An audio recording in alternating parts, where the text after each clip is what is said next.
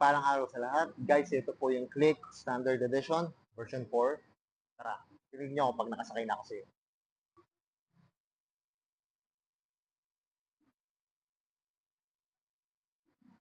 Guys, ang height ko po ay 5'5". Kita nyo, ang lawak po. Ang laki po ng clearance. Pwede po to kahit mga 6 feet po yung magdadrive. Sa kakagandahan po itong Click. Kahit po hindi po masyado matangkad o matangkad po yung driver, pwede po to. Kasi yun nga pong build niya, maganda po, malaki. Saka guys, ang makikita natin dito sa Click na standard, ano lang siya guys eh.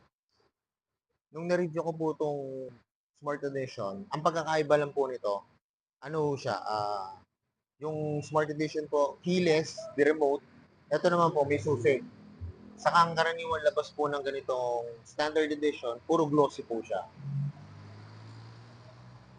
Tara, pakita ko sa inyo. Yan guys, kita nyo naman, no? Yan nyo, pag nakaupo ako, guys, pag nakaupo ako sa unit, ayan, no? Napakalawak, gaya na sinabi ko kanina. Saka, may pocket po siya. May USB port. Ito guys yung sinasabi ko, yan lang ang pagkakaiba niya. May susi po to, ang Smart Edition po, wala na po siyang susi, di-remote na po siya. Pero sa forma, sa kasi design, yan, pares na pareha siya. Saka guys, pag makikita niyo itong white na labas itong standard, napakaganda guys. Yan. Lalo na yung mga mahihilig sa white, napakaganda po ng ano nito. Kombinasyon, saka yung sa kanyang mga decals. Yan po, ganda po. Yan. Pero dalawa po ang nilabas silang ganitong kulay ngayon. Saka available po dito sa Premio.